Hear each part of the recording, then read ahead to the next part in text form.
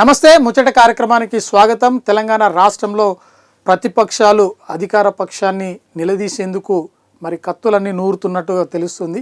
ప్రత్యేకంగా ఎమ్మెల్సీ కవిత సీఎం రేవంత్ రెడ్డిని టార్గెట్ చేసుకొని తన మాటల తూటాలు పేల్చింది. ఒకసారి తను ఏం మాట్లాడిందో ఒకసారి చూద్దాం. వ్యక్తిగతంగా ఓటుకు నోటు కేసు ఆయనది ఏదైతే ఉందో దానిని వాదించినటువంటి లాయర్లు ఒక మేడం పేరు దేవనా సేగల్, ఇంకో ఇద్దరు ఆడపిల్లలు ఉన్నారు, అట్లనే తేరా రమాకాంత్ రెడ్డి గారు, అట్లనే ఇంకా ఆయన ప్రభుత్వంలోకి రాకముందు అప్పుడు కేసీఆర్ గారి ప్రభుత్వం చేపట్టినటువంటి ప్రాజెక్టులను ఆపడానికి చచ్చిపోయిన వాళ్ళ పేరు మీద దొంగ కేసులు వేసినటువంటి ఇంకొక వ్యక్తికి, ఇట్లాంటి వాళ్ళందరినీ కూడా సుప్రీంకోర్టులో ఇలా అడ్వకేట్ ఆన్ రికార్డు పెట్టారు. అంటే మొన్నటిదాకా రేవంత్ రెడ్డి గారు జేబులోకి వెళ్ళి జీతం ఇచ్చారు వీళ్ళకు.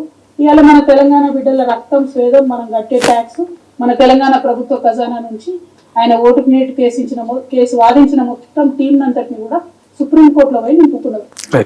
చూడొచ్చు మనం ఒక కవిత ఒక వాదన తెర మీదకి తీసుకొచ్చింది.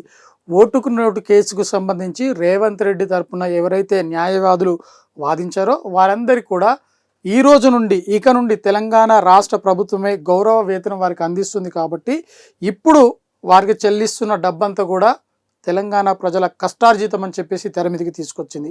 అయితే ఇందులో ఓటుకు నోటు కేసులో గతంలో వాదించిన వారందరూ కూడా పదవులు ఏ విధంగా కట్టబెడతారు, అంతేకాకుండా వారికి తెలంగాణ రాష్ట్ర ప్రభుత్వం జీతం ఏ విధంగా ఇస్తుంది, ఎందుకు ఇస్తుంది అని చెప్పేసి ఒక ప్రశ్న లేవనెత్తడం జరిగింది. అంటే గతంలో మనం చూడొచ్చు ఆయన ఓటుకు నోటు కేసుకు సంబంధించి ఎన్ని సమస్యలు వచ్చినా కూడా తన సొంత డబ్బుల నుండి ఖర్చు పెట్టుకొని అడ్వకేట్లను మరి తను వాదించేందుకు అవకాశం కల్పించారు. కానీ ఇప్పుడు వారందరూ కూడా తెలంగాణ రాష్ట్ర ప్రభుత్వము డబ్బులు ఖజానా నుండి జీతాలు ఇవ్వాల్సిన అవసరం వస్తుంది. ఏ విధంగా ఇస్తారు, ఇది నిజమే, ఇది అసలు దీంట్లో వాస్తవం ఎంత ఉంది అన్నది కూడా ప్రజలకు తెలియాల్సిన అవసరం ఉంది.